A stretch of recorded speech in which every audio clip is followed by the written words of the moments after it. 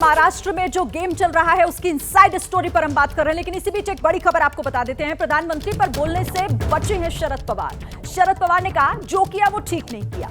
NCP के नेता PM Modi से पूछ रहे हैं सवाल कि क्या अब एनसीपी भ्रष्टाचारी नहीं रही। ये शरद पवार की तरफ से कहा गया। तो शरद पवार कह रहे हैं कि एनसीपी के नेता पीएम मोदी से ये पूछ रहे हैं कि क्या आप भ्रष्टाचारी नहीं रहे। हम शरद पवार ने कहा कि जो भी किया गया है वो ठीक नहीं किया गया। इस वक्त की ये बड़ी खबर, प्रधानमंत्री पर बोलने से शरद पवार बचते हुए नजर आए हैं।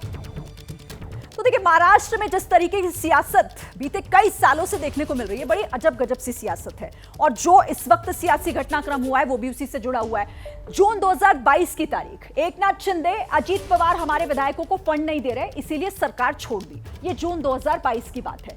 दूसरी तरफ आइए अब जुलाई 2023 पर नजर डाल लीजिए। अजीत पवार फिर से शिंदे सरकार में डिप्टी सीएम बन गए। तो ये एक साल 2022 और 2023, लेकिन आप बयानों को देखिए, अजीत एकनाथ शिंदे क्या कह रहे हैं और उसके बाद अब क्या हो रहा है। और इसीलिए ये बहुत ही अजब गजब सियासत है।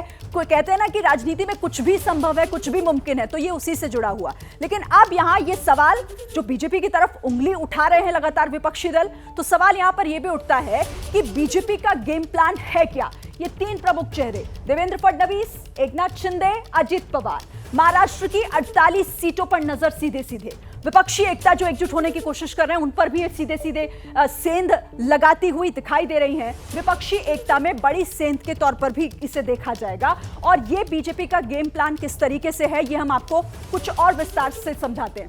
मुख्यमंत्री और 15 विधायक अयोग्य अगर हुए तो फिर देखिए, अजीत पवार और उनके विधायकों से ये गैप भरा जाए और ये कोशिश की जाएगी इसके जरिए। अगर अयोग्य होते हैं तो फडणवीस को केंद्र में मौका दिया गया तो अजीत को पावर के साथ महाराष्ट्र की कमान दी जा सकती है। दोनों की भूमिकाएं तय की जाएंगी कुछ इस तरीके से।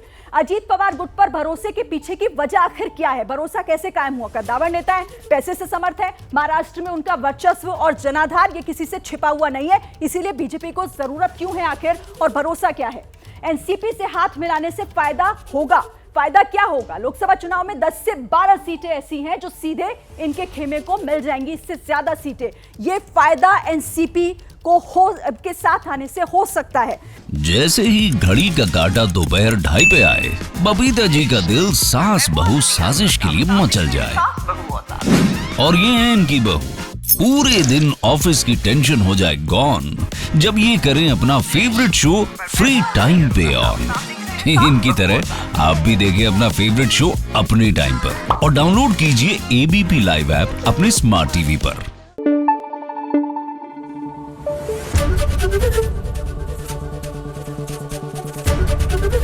एबीपी न्यूज आपको रखे आगे।